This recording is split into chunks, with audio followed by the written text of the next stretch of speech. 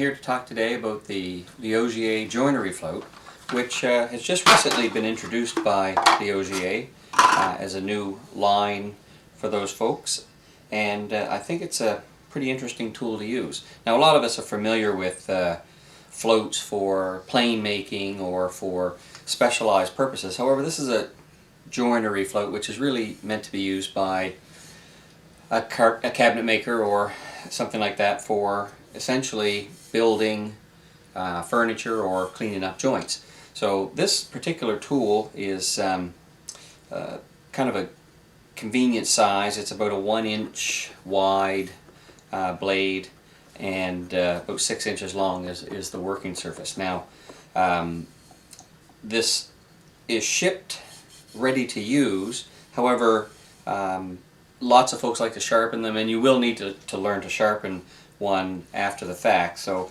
they're quite easy to sharpen. Set them up in the vise so you have a nice level surface, and then you just work your way across the teeth here with a tapered file. So I've got this one here, and I just like to, and you just work your way along.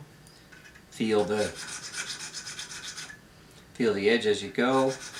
This is a new one, so I can see that it's removing the oxidation from the blade, so I can see from the teeth, so I can see exactly where I have filed, and I can feel it. So you work your way from the front to the back, and you have a nice sharp surface.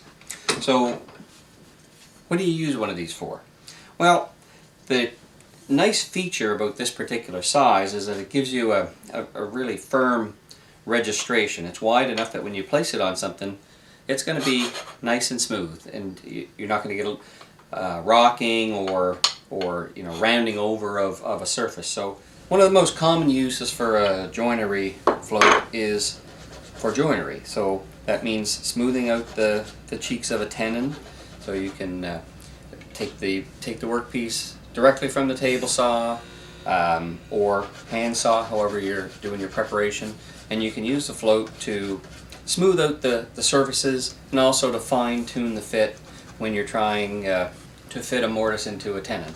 So it allows you to fine-tune, gives you a nice flat surface for registration, and make sure that you don't round over or take material away from where you don't want to. So that's one of the most common uses for a joinery float.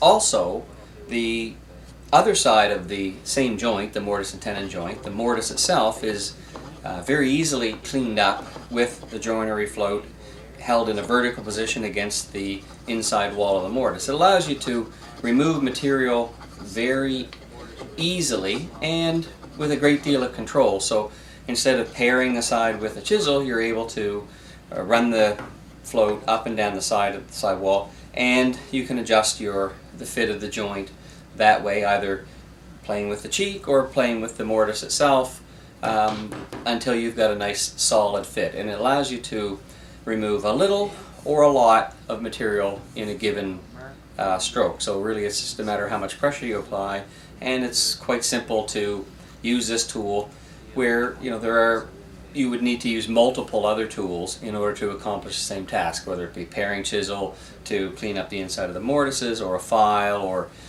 sandpaper, and then a block plane or a rabbet plane or something like that to clean up the cheeks of the tenon. This allows you to go back and forth between the two pieces with one tool and fine-tune until you have a perfect fit.